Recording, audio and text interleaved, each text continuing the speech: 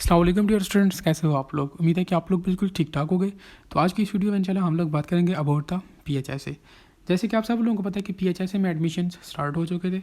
उसके लिए हम लोगों ने ऑलरेडी वीडियो जो है वो बनाई हुई है कि आप लोगों ने किस तरह अप्लाई करना है। अगर आप लोगों ने अप्लाई नहीं किया तो आप लोग उस वीडियो को देखते हुए PHSA में अप्लाई कर सकते हो, जो कि फ्री ऑफ कॉस्ट है। ठीक है, लिंक उसका मैं डिस्क्रिप्शन बॉक्स में दे दूँगा। आप लोग उस वीडियो को देखकर PHSA में अप्लाई कर सकते हो। इस वीडियो में चला हम लोग PHSA के बारे में बाकी जो स्टूडेंट्स के क्वेश्चन हैं कि फ़ी कितनी होगी, लाइक जितने भी क्वेश्चन हैं वो हम लोग डिस्कस करेंगे। ठीक है, इसमें मैंने जो पॉइंट्स लिए हैं वो आप लोगों के जो न्यू प्रॉस्पेक्टस है 2022 का, तो उससे उठाए हैं। ठीक है, तो आप लोग कोशिश करो कि वीडियो को बिल्कुल लास्ट तक देखो। और अगर आप लोगों ने चैनल को सब्सक्राइब नहीं किया तो आप लोग काइंडली चैनल को सब्सक्राइब कर लो, क्योंकि ये आप लोगों की तरफ से इनाम होता है और हमारे लिए मोटिवेशन होती है, जो कि हमें फर्दर हमारा काम करने पर मजबूर करती है। तो चलते हैं अपनी वीडियो की तरफ। तो फर्स्ट ऑफ ऑल हम लोग आउटकम्स की बात करते हैं कि हम लोग इस वीडियो में कौन कौन से टॉपिक्स डिस्कस करेंगे। ठीक है, तो फर्स्ट ऑफ ऑल हम लोग सीट्स डिस्ट्रीब्यूशन के बारे में बात करेंगे। ठीक है, इस मतलब सीट्स डिस्ट्रीब्यूशन थोड़ी डिफरेंट है। उसके बाद हम लोग जो है वो कोटा सीट्स के बारे में बात करेंगे, क्योंकि स्टूडेंट्स का ये क्वेश्चन होता है कि लाइक इसमें हम लोग सेल्फ फाइनेंस पर एडमिशन कर सकते हैं। तो लाइक जितने भी कोटास हैं हम लोग उनके बारे में भी डिस्कस करेंगे। आफ्टर दैट हम लोग एग्रीगेट कैलकुलेशन पर बात करेंगे कि इसमें हम लोग एग्रीगेट कैलकुलेट किस तरह से करते हैं। उसके बाद हम लोग कॉलेज टू कॉलेज माइग्रेशन की बात करेंगे, क्योंकि स्टूडेंट्स का ये क्वेश्चन होता है कि क्या अगर उनका एडमिशन अयूब में हो जाए या HMC में हो जाए और बाद में वो अयूब में माइग्रेशन करना चाहते हो तो क्या वो पॉसिबल है या नहीं है, और अगर वो पॉसिबल है तो वो किस बेस पर होती है, उसका प्रोसेस क्या है। ठीक है, वो हम लोग डिस्कस करेंगे। आफ्टर दैट हम लोग इसमें एग्जामिनेशन सिस्टम पर बात करेंगे। एग्जामिनेशन सिस्टम के बाद हम लोग इसमें एलिजिबिलिटी क्राइटेरिया के बारे में बात करेंगे। उसके बाद हम लोग बात करेंगे कि आप लोगों की सिलेक्शन किस तरह से होगी। ठीक है, प्रोसीजर फॉर सिलेक्शन। उसके बाद हम लोग उन तमाम डॉक्यूमेंट्स के बारे में बात करेंगे जो कि आप लोगों को इंटरव्यू में लाजमी चाहिए होते हैं। ठीक हो गया। आफ्टर दैट हम लोग फीस स्ट्रक्चर के बारे में बात करेंगे, जो कि मोस्टली स्टूडेंट्स का यही क्वेश्चन है। और लास्ट में हम लोग यूनिवर्सिटी के ड्यूज़ के बारे में बात करेंगे, यानी कि फ़ी के अलावा आप लोगों से जो चार्जेस लिए जाते हैं लाइब्रेरी के या जो भी क्लिनिकल के, तो वो भी हम लोग इसी वीडियो में डिस्कस करेंगे। तो आप लोग कोशिश करें कि वीडियो को बिल्कुल लास्ट तक देखें। ठीक है, क्योंकि फिर स्टूडेंट्स के सेम क्वेश्चन होते हैं, डॉक्यूमेंट्स में पूछ रहे होते हैं, इनबॉक्स में पूछ रहे होते हैं। इतना टाइम नहीं होता कि हर एक बंदे को फिर जो है वो स्पेशल जो है वो रिप्लाई दिया जाए। लिहाजा आप लोग कोशिश करें कि लाइक आप लोगों के जो जो क्वेश्चन इस वीडियो में क्लियर हो रहे हैं आप लोग यहाँ से ही अपने डाउट्स क्लियर कर लें। ठीक हो गया, तो चलते हैं अपनी वीडियो की तरफ। तो फर्स्ट ऑफ ऑल हम लोग सीट्स डिस्ट्रीब्यूशन के बारे में बात करते हैं। यार ये सीट्स डिस्ट्रीब्यूशन वही सीट्स डिस्ट्रीब्यूशन है जो कि हम लोग ऑलरेडी इससे पहले PHSA की 2 वीडियोस बनाई हैं, उन दोनों में हम लोगों ने डिस्कस किए। अब यहाँ पर इसको दोबारा लाने का मकसद जस्ट ये था, देखो पहले जो वीडियोस मैंने बनाई थी उसमें ये आप लोगों के पास जो नंबर 1 पे कॉलेज मेंशन है post graduate college of nursing Hayatabad Peshawar, तो ये पहले PHSA के अंडर नहीं आता था। ठीक है, यहाँ पर इस टेबल को दोबारा मेंशन करने का मकसद जस्ट ये है कि अब जो है वो post graduate college of nursing जो हयाताबाद में है पेशावर, वो भी जो है वो PHSA के अंडर हो गया और इसमें भी टोटल 100 सीट्स हैं। ठीक है, बाकी सारा टेबल सेम है। ठीक है, तो आप लोग जो है वो इस सीट्स डिस्ट्रीब्यूशन को देख सकते हो।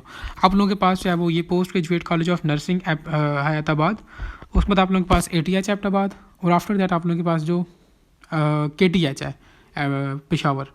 तो सिर्फ इन 3 कॉलेजेस में आप लोगों के पास 100 सीट्स हैं, बाकी तमाम कॉलेजेस में आप लोगों के पास जस्ट 50 सीट्स हैं। ठीक है, तो ये आप लोग जो है वो इस टेबल में देख सकते हो। उस टेबल के बाद हम लोग बात करते हैं सीट्स डिस्ट्रीब्यूशन के बारे में। तो यार आप लोगों के पास पहले हम लोगों ने बात की थी कि हमारे पास टोटल PHSA के अंडर जितने भी कॉलेजेस आते थे उनमें 550 सीट्स थी। लेकिन अभी जैसे कि आपको पता है कि post graduate college of nursing Hayatabad भी इसमें ऐड कर दिया है, तो 100 सीट्स उसकी भी होंगी। तो आप लोगों के पास अब PHSA में टोटल 650 सीट्स हैं। ठीक है, और बाकी जो आप लोगों का होगा 90% seats for females and 10% for mails, तो वो उसी तरह से है। ठीक है, सो दिस मीन्स दैट पहले जो मेल्स के लिए सीट्स थी वो जस्ट 55 थी, लेकिन अभी जो है वो मेल्स के लिए 65 सीट्स हैं आउट ऑफ 650, और फीमेल्स के लिए 585 सीट्स हैं आउट ऑफ 650। ठीक है, तो ये थी आप लोगों के पास सीट्स डिस्ट्रीब्यूशन। नेक्स्ट हम लोग बात करते हैं कोटा सीट्स की। तो यार ये जो आप लोगों के पास जितनी भी सीट्स हैं ये टोटली ओपन मेरिट सीट्स होती हैं। ठीक है, स्टूडेंट्स का ये क्वेश्चन है कि सेल्फ फाइनेंस की कितनी सीट्स होती हैं, तो यार PHSA के अंडर सेल्फ फाइनेंस की कोई भी सीट्स नहीं होती। हाँ, 2 सीट्स जो है उन्होंने रिजर्व की होती हैं। ठीक है, उन लोगों के लिए जो कि जिनके पेरेंट्स PHSA के नेटवर्क में काम करते हैं। ठीक हो गया, और आप लोगों के पास टोटल 13 सीट्स आप लोगों के पास माइनॉरिटीज़ की हैं। ठीक है, अब स्टूडेंट्स को यहाँ पर माइनॉरिटीज़ का समटाइम्स नहीं पता होता। देखो हम लोग पाकिस्तान में रहते हैं, हमारा जो रिलीजन है वो इस्लाम है। अब देखो पाकिस्तान में बाकी मज़ाहब के लोग भी रहते हैं, क्रिश्चियंस हो गए, ठीक हो गया, तो उन लोगों के लिए ये सीट्स होती हैं, ठीक है। ये 13 सीट्स उनके लिए हैं, और जो बाकी रिमेनिंग सीट्स हैं वो सारी ओपन मेरिट सीट्स हैं। इसमें सेल्फ फाइनेंस सीट्स नहीं होती, ठीक हो गया। क्योंकि ये सब काफ़ी लोगों का क्वेश्चन था कि हम लोग क्या PHSA के अंडर जो कॉलेजेस हैं उसमें सेल्फ फाइनेंस में BSN कर सकते हैं या नहीं कर सकते। तो यार उसमें सेल्फ फाइनेंस की कोई भी सीट नहीं है, ठीक है। आप लोगों को ओपन मेरिट। उसके बाद हम लोग बात करते हैं एग्रीगेट कैलकुलेशंस पर। तो यार इसमें आप लोगों के पास 10% मार्क्स आप लोगों के मैट्रिक के काउंट होते हैं, 50% मार्क्स आप लोगों के FSC के काउंट होते हैं, और 40% मार्क्स आप लोगों के पास जो आप लोगों ने QMU का टेस्ट दिया था तो उसके काउंट होते हैं। ये सेम उसी तरह से जिस तरह आप लोग QMU के लिए जाओ अपना एग्रीगेट कैलकुलेट करते हो, ठीक है। अब यहाँ पर स्टूडेंट्स का क्वेश्चन ये भी था कि क्या वो स्टूडेंट्स जिन्होंने QMU कैट टेस्ट नहीं दिया तो क्या वो PHSA में अप्लाई कर सकते हैं। तो नहीं यार, आप लोग PHSA में अप्लाई नहीं कर सकते, ठीक हो गया। इसके लिए भी QMU कैट टेस्ट मैंडेटरी था। जिस वक्त QMU कैट के एडमिशन हो रहे थे उस वक्त मैंने आपसे कहा था कि QMU उसके जो सब कैंपसेस हैं और वो तमाम पब्लिक या प्राइवेट इंस्टीट्यूट्स जो कि QMU के साथ एफिलिएटेड हैं उसमें आप लोग उस वक्त तक एडमिशन नहीं ले सकते जब तक आप लोग जो है वो QMU कैट टेस्ट नहीं देते, ठीक है। सो QMU कैट टेस्ट मैंडेटरी है। उसके बाद हम लोग बात करते हैं कॉलेज टू कॉलेज माइग्रेशन की। कहते हैं कि migration is not allowed in the first and the second semester. After promotion, the third semester migration will be possible as per migration rules laid by the university to which these colleges are affiliated with, subject to the availability of the vacant seats in the desired college. तो यार इसमें उसने just ये बोला है कि first और second semester में माइग्रेशन पॉसिबल नहीं होती। हाँ, जब आप लोग थर्ड सेमेस्टर में जो है वो प्रमोट हो जाते हो तो उसके बाद माइग्रेशन हो सकती है। अब वो माइग्रेशन के रूल्स क्या हैं? माइग्रेशन के रूल्स एज इट इज़ हैं। जिस तरह आप लोगों का ये कॉलेज जो है वो जिस यूनिवर्सिटी के साथ एफिलिएटेड है, जो रूल्स उस यूनिवर्सिटी के होंगे वही सेम रूल्स आप लोगों के कॉलेज के भी होंगे। अब PHSA के अंडर जितने भी कॉलेजेस हैं वो QMU के साथ जो है वो एफिलिएटेड है। अब QMU के क्या रूल्स हैं? QMU के क्या रूल्स जस्ट यही हैं कि फॉर एग्जांपल एक स्टूडेंट है, वो मैंने आपसे पहले ही बात की कि HMC से या LRH से IU में माइग्रेशन करना चाहता है। अब इसके लिए फ़र्स्ट ऑफ ऑल तो ये पहली शर्त है कि वो थर्ड सेमेस्टर या उससे ऊपर वाले सेमेस्टर्स में हो, third, fourth, fifth, six, seventh या एट्थ में हो। दूसरी शर्त इसमें यह है कि आप जिस इंस्टीट्यूट में या जिस कॉलेज में माइग्रेशन कर रहे हैं वहाँ पर सीट वैकेंट हो। और तीसरी बात ये कि आप मेरिट पर आ रहे हो, ठीक है। आपकी क्लास में जितने बाकी आपसे आगे स्टूडेंट्स हैं जिनका एग्रीगेट आपसे ज़्यादा था ड्यूरिंग एडमिशन, आपका एग्रीगेट टॉप पर है, ठीक है। या आपसे आगे जो बंदे हैं वो नहीं जाना चाहते और आप जाना चाहते हो, पहले उन लोगों को से पूछा जाएगा कि अगर वो लोग नहीं जाना चाहते फिर तब आपका नंबर। मींस मेरे कहने का मतलब जस्ट ये है कि भी आप लोगों के पास मेरिट बेस्ड माइग्रेशंस होती हैं, ठीक है। तो इन दिस एंड आप लोग जो है वो कॉलेज टू कॉलेज माइग्रेशन कर सकते हो। उसके बाद हम लोग बात करते हैं एग्जामिनेशन सिस्टम पर। कहते हैं the general rule and the regulation of the PNC Pakistan Nursing College will be applicable to conduct the examination and award degrees. The rules of the university in which the above government nursing colleges are affiliated. तो यार देखो examination system आप लोगों का बिल्कुल उसी तरह से होगा जिस तरह से जो है वो आप जिस यूनिवर्सिटी के साथ एफिलिएटेड हो वहाँ पर एग्जामिनेशन सिस्टम है। अब देखो PHSA के अंडर जितने भी कॉलेजेस हैं, मैंने आपसे पहले भी कहा कि वो QMU के साथ एफिलिएटेड है। QMU का एग्जामिनेशन सिस्टम क्या होता है? आप लोगों के पास टोटल 100 मार्क्स का पेपर होता है, ठीक हो गया।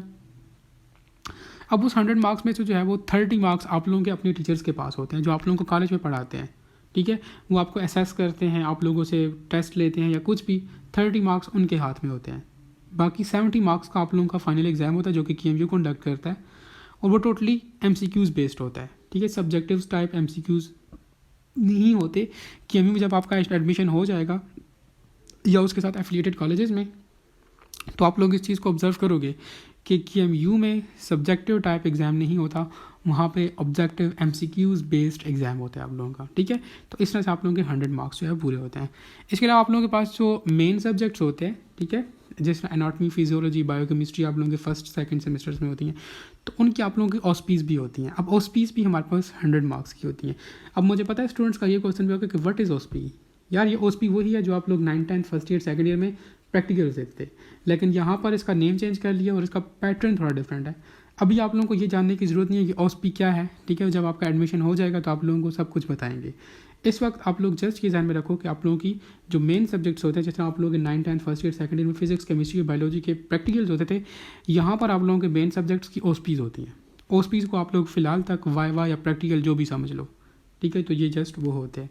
बाकी आप लोगों का सिर्फ एग्ज़ाम जो है वो QMU लेगा और आप लोगों का एग्ज़ाम जो होता है वो MCQs बेस्ड एग्ज़ाम होता है। उसके बाद हम लोग बात करते हैं एलिजिबिलिटी क्राइटेरिया पर। फर्स्ट ऑफ ऑल उसने बोले नेशनैलिटी या डोमिसाइल। तो यार आप लोगों के पास KPK का डोमिसाइल हो या आप लोग जो है वो फाटा से बिलोंग करते हो, ठीक हो गया। बाकी प्रोविंसेस वाले इसमें अप्लाई नहीं कर सकते, जस्ट KPK डोमिसाइल होल्डर्स और फाटा स्टूडेंट्स जो है वो इसमें अप्लाई कर सकते हैं। सेकंड थिंग इज दैट इसमें जेंडर, तो यार admission will be granted to males and females in the ratio of 10:90। ये ऑलरेडी हम लोग बात डिस्कस कर चुके हैं कि आप लोगों के जो एडमिशन होते हैं वो 1:9 की फॉर्म में होते हैं। फॉर एग्जांपल अगर किसी कॉलेज के अंदर 100 सीट्स हैं तो उसमें से 10 सीट्स मेल्स के लिए और 90 सीट्स फीमेल्स के लिए, ठीक हो गया। आफ्टर दैट उसने एज लिमिट बताई है 18 to 35 के इन बिटवीन आपकी एज होनी चाहिए। स्टूडेंट्स का ये क्वेश्चन होता है कि मेरी 17 एज है, क्या मैं अप्लाई कर सकता हूँ? तो नहीं यार, आप लोग अप्लाई नहीं कर सकते। अभी इस वक्त आप अप्लाई तो कर सकते हो, लेकिन बाद में जिस वक्त आपका इंटरव्यू होगा तो आप लोगों को उसमें से हटा दिया जाएगा, आप लोगों को एडमिशन नहीं देगा, क्योंकि एज लिमिट एक उन्होंने एलिजिबिलिटी क्राइटेरिया रखा है। सो दिस मीन्स दैट उस पर आप लोगों ने पूरा उतरना है। आफ्टर दैट लिखा हुआ है कि मॉन्डेटरी टेस्ट। तो यार इसके लिए QMQ कैट आप लोगों के पास मॉन्डेटरी टेस्ट है, ठीक है, वो आप लोगों के पास लाजमी होना चाहिए। अच्छा, यहाँ पर लास्ट में एक पॉइंट मिसिंग है, वो आप लोग देख लो। इसमें उसने मिनिमम एजुकेशन आपकी FSC होनी चाहिए, ठीक हो गया, प्री मेडिकल में होनी चाहिए, और आप लोगों की वो FSC पास हो विद 50% मार्क्स। अब स्टूडेंट्स का क्वेश्चन आता है कि यार मेरा एक पेपर फेल हो गया है तो क्या मैं अप्लाई कर सकता हूँ? नहीं यार, आप अप्लाई नहीं कर सकते, क्योंकि आपका FSC अभी क्लियर नहीं है। आपका FSC क्लियर हो और मिनिमम उसमें 50% मार्क्स हों तो आप इसके लिए एलिजिबल हो, अदरवाइज़ नहीं एलिजिबल। अगर आपके पास डोमिसाइल KPK के या फाटा के अलावा किसी और प्रोविंस का है तो आप इसके लिए इनएलिजिबल हो, ठीक है। अगर आप लोगों की एज जो है वो 18 से कम है और 35 से ज़्यादा है तो आप लोग इसमें अप्लाई नहीं कर सकते। अगर आप लोगों ने QMQ कैट टेस्ट नहीं दिया हुआ तो आप लोग फिर भी अप्लाई नहीं कर सकते, और अगर आप लोगों ने जो है वो FSC में कोई पेपर फेल किया हुआ आप लोग फिर भी अप्लाई नहीं कर सकते, ठीक हो गया। या अगर आप लोगों ने पेपर सारे पास भी किए हैं लेकिन आपका 50 से कम परसेंटेज बन रहा है तो आप लोग फिर भी अप्लाई नहीं कर सकते, ठीक हो गया। तो ये एलिजिबिलिटी क्राइटेरिया आप लोग अपने जहन में लाजमी रखें। अगर आप लोग इन तमाम चीज़ों पर पूरा उतरते हैं तो आप लोग PHSA में लाजमी एडमिशन करें। अच्छा जी, उसके बाद हम लोग बात करते हैं प्रोसीजर फॉर सिलेक्शन। तो यार फर्स्ट ऑफ ऑल देखो, अभी आप लोगों ने अप्लाई किया, अभी आप लोग वेट कर रहे हो मेरिट लिस्ट का, ठीक है। जब मेरिट लिस्ट जो है वो लग जाएगी, ठीक है, वो मेरिट जो होगी वो ओपन मेरिट बेसिस पर आप लोगों को जो है वो सिलेक्ट करेंगे। दिस मीन्स दैट आप लोगों के पास इसमें किसी भी किस्म की सेल्फ फाइनेंस की सीट्स नहीं है। स्टूडेंट्स का ये क्वेश्चन है कि लाइक PHSA में हम लोग सेल्फ फाइनेंस पर अप्लाई कर सकते हैं? तो नहीं यार, आप लोग सेल्फ फाइनेंस पर अप्लाई नहीं कर सकते, ये बात मैं ऑलरेडी कर चुका हूँ। जब मेरिट लिस्ट लग जाती है तो फिर क्या होता है कि अच्छा, मेरिट लिस्ट जो है वो एग्रीगेट किस तरह कैलकुलेट करते हैं वो भी हम लोग ऑलरेडी बात कर चुके हैं। पॉइंट नंबर 3 में कहते हैं कि इंटरव्यूज़ होते हैं आप लोगों के, ठीक है। जब मेरिट लिस्ट लग जाती है तो जो सिलेक्टेड कैंडिडेट्स होते हैं टॉप 650 स्टूडेंट्स, उनको इंटरव्यू के लिए बुलाएंगे, ठीक है। अब इंटरव्यू में स्टूडेंट्स का क्वेश्चन बनता है कि इंटरव्यू कैसा होता है। तो यार इंटरव्यू में जस्ट आप लोगों के डॉक्यूमेंट्स चेक किए जाते हैं, इसमें अलावा इंटरव्यू में आपसे कुछ भी नहीं पूछा जाता, ठीक है। आप लोगों के जस्ट डॉक्यूमेंट्स चेक किए जाते हैं। अगर सब कुछ क्लियर है तो फिर आपको जो है वो अपने आपकी सीट अलॉट करते हैं, आपको बताते हैं कि इस कॉलेज में सीट वैकेंट है, आप कौन से कॉलेज में जो है वो इंटरेस्टेड है, ठीक है। तो आप उसके अकॉर्डिंग अपने अकॉर्डिंग जो है वो अपनी सीट चूज़ करते हो, वो आपको सीट अलॉट करके आपको जो है वो फीस स्लिप दे देते हैं, दैट इज़ इट। उसके बाद पॉइंट नंबर 4 में लिखा है कि हाफ़िज़ कुरान टेस्ट। अब देखो यार, जो स्टूडेंट्स हाफ़िज़ कुरान है, अब जब मैंने पिछली वीडियो में ये बताया था कि हाफ़िज़ कुरान के लिए जो है 20 मार्क्स हैं, उनके FSC में 20 मार्क्स ऐड होंगे। तो स्टूडेंट्स का ये क्वेश्चन आया था कि लाइक क्या वो 20 मार्क्स हम लोग खुद ऐड करके जो है वो वेबसाइट फॉर्म फिल करते वक्त जो है वो ऐड कर वो पुट करेंगे या बाद में? तो यार अभी आप लोगों ने फॉर्म फिल करते वक्त अपने ओरिजिनल मार्क्स ऐड करने हैं, अगर आप हाफ़िज़ कुरान हो, ठीक है। जिस वक्त आपको इंटरव्यू के लिए बुलाएंगे, ठीक है, उस वक्त जो है वो आप लोगों से वो टेस्ट लेंगे, हाफ़िज़ कुरान टेस्ट लेंगे। अगर आप लोगों ने वो चीज़ पास की तो उसके बाद आप लोगों के 20 मार्क्स जो है वो आप लोगों के FSC के उसमें ऐड करेंगे, ठीक है। ओवरऑल एग्रीगेट में भी ऐड नहीं करेंगे, क्योंकि कुछ स्टूडेंट्स ने मुझसे ये क्वेश्चन भी किया था कि क्या ये 20 मार्क्स हमारे ओवरऑल एग्रीगेट में ऐड होंगे या उनके टेस्ट में ऐड होंगे? नो, ये आप लोगों के ओवरऑल एग्रीगेट में भी ऐड नहीं होंगे और ओवरऑल या आप लोगों के टेस्ट में के मार्क्स में भी ऐड नहीं होंगे। ये मार्क्स आप लोगों के FSC के जो मार्क्स हैं ना उसमें ऐड होंगे। फॉर एग्जांपल एक स्टूडेंट है जिसके 910 मार्क्स हैं और वो हाफ़िज़ कुरान टेस्ट पास करता है और उसके पास सर्टिफिकेट है हाफ़िज़ कुरान का, तो उसके जो है वो 930 मार्क्स ऐड होंगे FSC के, ठीक है। इसका मतलब जस्ट यह है। उसके बाद लेकिन नो सेपरेट कॉल्स और लेटर्स। देखो जिस वक्त फॉर एग्जांपल मेरिट लिस्ट लग जाती है तो उस वक्त आप लोगों को जो है वो कोई कॉल या इंटरव्यू नहीं आएगा, सॉरी कॉल या लेटर नहीं आएगा कि आप लोग आ जाओ जी आपका लिस्ट में नाम आया आप अब इंटरव्यू दो। नहीं, ऐसा नहीं होगा। आप लोगों ने खुद वेबसाइट विज़िट करनी होगी और वहाँ पर जो है वो डेली बेसिस पर चेक करना होगा। आप अगर हमारे साथ स्टे ट्यून रहेंगे तो इंशाल्लाह हम लोग वक्त के साथ साथ आपको आगाह करेंगे। लिहाजा अगर आप लोगों ने चैनल को सब्सक्राइब नहीं किया तो आप लोग काइंडली चैनल को सब्सक्राइब कर लें, ठीक है। और नीचे जो कहते हैं कि merit list will be displayed on the website of PHSA, simple is that. जहाँ पे आप लोगों ने फॉर्म फिल किया था जिस वेबसाइट पर, उसी वेबसाइट पर आप लोगों की मेरिट लिस्ट भी डिस्प्ले होगी। लास्ट में कहते हैं कि any candidate who does not appear before the interview date and venue because of any reason will not be considered for the admission. अब फॉर एग्जांपल एक स्टूडेंट है जिसका जो है मेरिट नंबर 135 है, ठीक है, और वो अपने मेरिट पर नहीं जाता, एक दिन लेट हो जाता है, तो फिर उसको वो सीट नहीं मिलेगी। वो नेक्स्ट डे जाएगा, बोलेगा कि यार मेरे तो 135 मेरिट नंबर था, मेरा तो एडमिशन हो रहा था, लेकिन उस केस में उस स्टूडेंट को जो है वो सीट नहीं मिलेगी। मींस अगर एक मरतबा आप इंटरव्यू से रह गए तो आपको वो सीट नहीं मिल सकती, चाहे कोई भी रीज़न हो, ठीक है। बस आप लोगों ने चाहे वो कोशिश करनी है कि अगर आपका मेरिट लिस्ट में नाम आता है तो आप लोग वक्त पर इंटरव्यू के लिए पहुँचें। नेक्स्ट कहते हैं the offer of the admission so awarded to selected candidates expires within the 7 working days after the date of uploading the final merit list. देखो फॉर एग्जांपल अब एक इंटरव्यूज़ हो गया है लेकिन उसके बावजूद कुछ सीट्स वैकेंट हैं, ठीक है, तो फिर वो क्या करेंगे कि आपके लिए मेरिट लिस्ट लगाएंगे। फॉर एग्जांपल, ठीक है, मेरिट लिस्ट लगेगी, वो आप लोगों ने खुद वेबसाइट पर देखनी होगी, आप लोगों ने खुद अपडेट्स लेनी होगी, आपको कोई भी कॉल या लेटर नहीं आएगा। मैं आपको ये पहले बात बता चुका हूँ, ठीक है। अब अगर फॉर एग्जांपल आपका सेकंड मेरिट लिस्ट में नाम आ जाता है तो विद इन 7 वर्किंग डेज़ आप PHSA के ऑफिस जाओगे, उनसे बोलोगे कि मेरा अब इतना मेरिट पे आ रहा हूँ, आप वहाँ पर जाकर अपने डॉक्यूमेंट्स वेरिफिकेशन करवाओगे और आपको वो एडमिशन दे देंगे, ठीक है, with in next 7 working days, ठीक है। ये ना हो कि आप जो है वो आपका लिस्ट में नाम आ रहा हो, आप 7 दिनों के बाद जाओ और बोलो कि मेरा तो लिस्ट में नाम था, तो फिर उस सूरत में आपको जो है वो सीट नहीं मिलेगी, ठीक हो गया। इसका मतलब जस्ट ये है।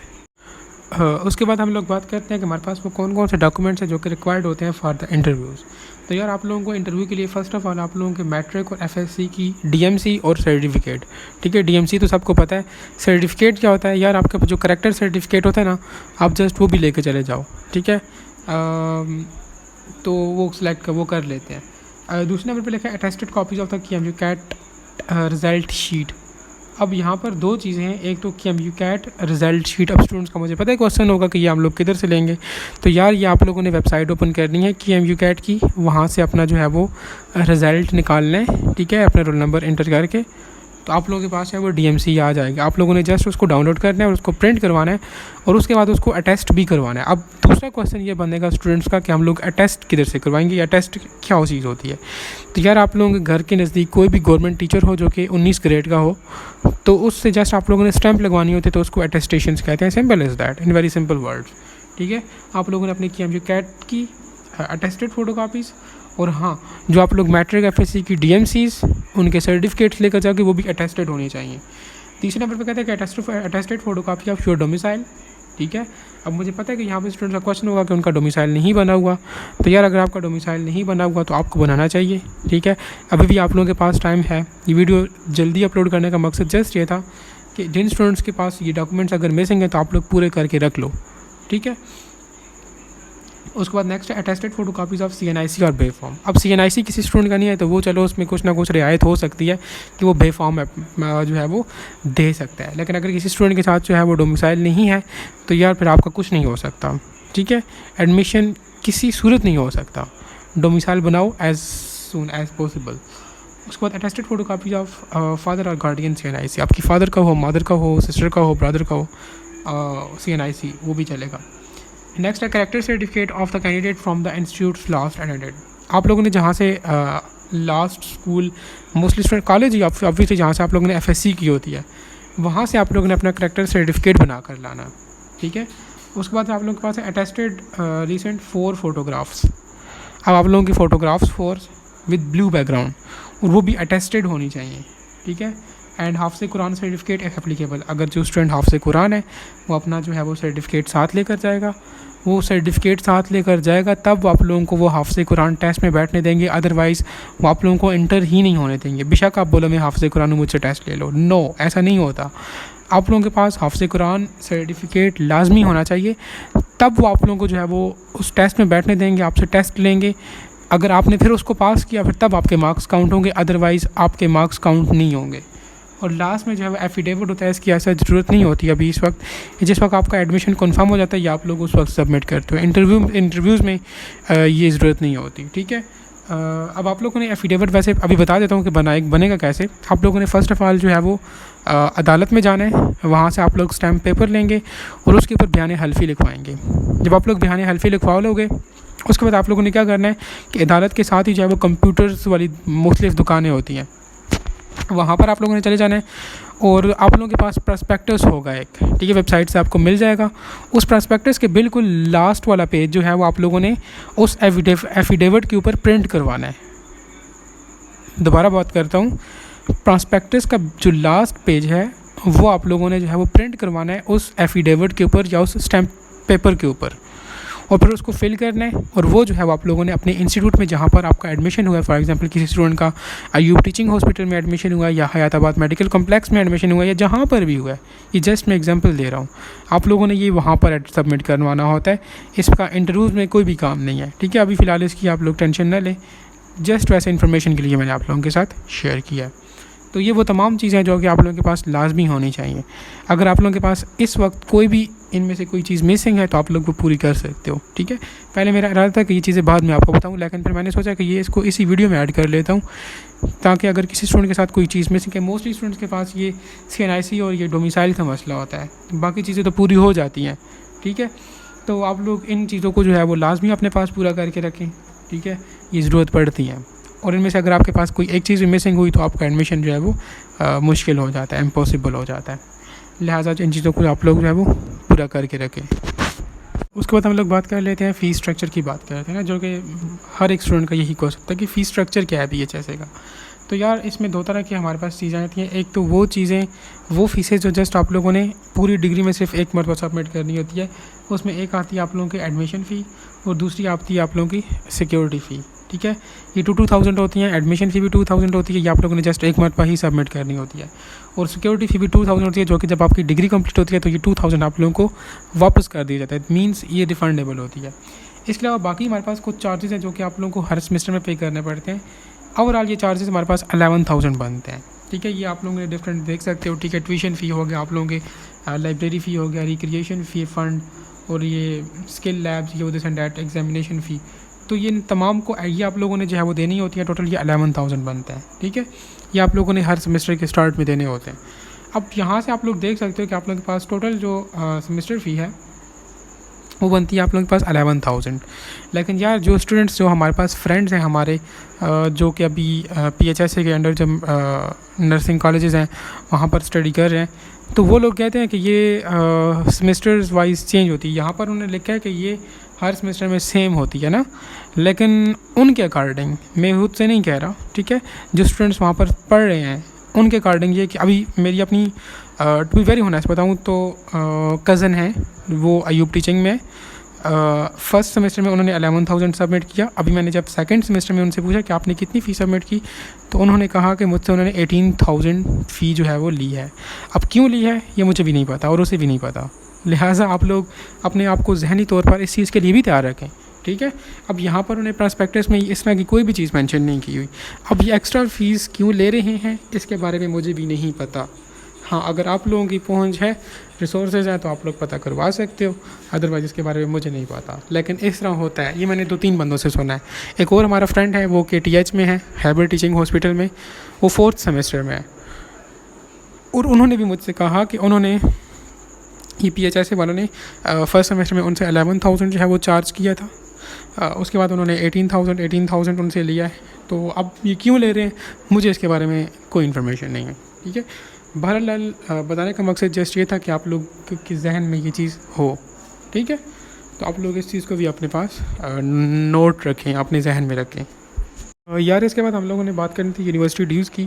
तो यार इसमें बेसिकली आप लोगों के पास जो आप लोग जो है वो रजिस्टर होते हैं पाकिस्तान नर्सिंग काउंसिल के साथ, या आप लोग जो है वो एफिलिएटेड होते हैं KMU के साथ, या फिर KMU जब आपसे जो है वो एग्ज़ाम कंडक्ट करता है, तो ये वो फीसेस लिखी हुई है मेंशन। ठीक है, ये आप लोग खुद जो है वो स्क्रीनशॉट लेकर इसको देख सकते हो। बाकी इसमें ऐसा और कुछ भी नहीं है, आप लोग खुद भी इसको रीड कर सकते हो। सिंपल बताया हुआ है कि किस किस की फ़ी कितनी है, जस्ट सिंपल इज़ दैट। ठीक है, इसमें एक्सप्लेन करने वाली बात आई थिंक नहीं है। सो आप लोग स्क्रीनशॉट लेकर इसको देख सकते हो, या वीडियो को पास करके इसको पढ़ सकते हो। अच्छा जी, उसके बाद हम लोग बात करते हैं फ़ी रिफ़ंड पॉलिसी की।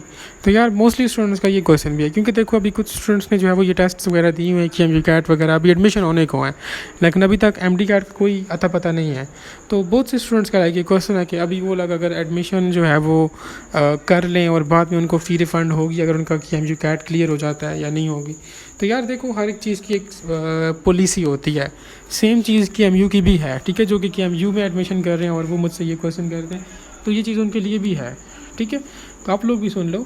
अगर आप लोग देखो फ़ीस जो है वो सबमिट करते हो, आपका एडमिशन कन्फर्म होता है, और बाद में किसी भी वजह से फॉर एग्जांपल आपका किसी और यूनिवर्सिटी में एडमिशन होता है, या MBBS PDS में, या कहीं भी लाइक आप यूनिवर्सिटी को छोड़ना चाहते हो या BSN को छोड़ना चाहते हो, तो उसके लिए कुछ रिफंडेबल पॉलिसीज़ हैं। अगर आप लोग 7 दिनों के अंदर अंदर 7 वर्किंग डेज़ में फ़ी को रिफ़ंड करते हो, ठीक है, तो आपको वो 100% फ़ी को जो है वो वापस करेंगे एडमिशन फ़ी के अलावा। ठीक है, एडमिशन फ़ी 2000 है, उसके अलावा बाकी आपको सारी फ़ी जो है वो वापस कर दी जाएगी। लेकिन अगर आप 7 दिनों के बाद लेते हो और 15 दिनों से पहले लेते हो, मीन 7 to 15 डेज़ के इन बिटवीन अगर आप फ़ी को जो है वो रिफ़ंड करना चाहते हो, तो फिर वो आप लोगों को 50% फ़ी जो है वो रिफ़ंड करेंगे, except admission fee. Admission fee वही 2000, बाकी फ़ी वो आप लोगों को उसका 50% वापस कर देंगे। उसके बाद लेकर no refundable after the 16th day except the security fee. जब आप लोगों के पास 15 दिन हो जाते हैं, आप 16वें दिन या 17वें दिन जाते हो और कहते हो कि मुझे रिफ़ंड करो, तो फिर उस वक्त आपको कोई भी फ़ी रिफ़ंड नहीं होती, सिर्फ आपको सिक्योरिटी फ़ी जो आप लोगों ने सबमिट की होती है 2000, जस्ट आपको वो ही मिलता है। ठीक है, बाकी फ़ी आप लोगों को नहीं मिल सकती। कहते हैं कि no refund if admission is cancel due to the unfair means.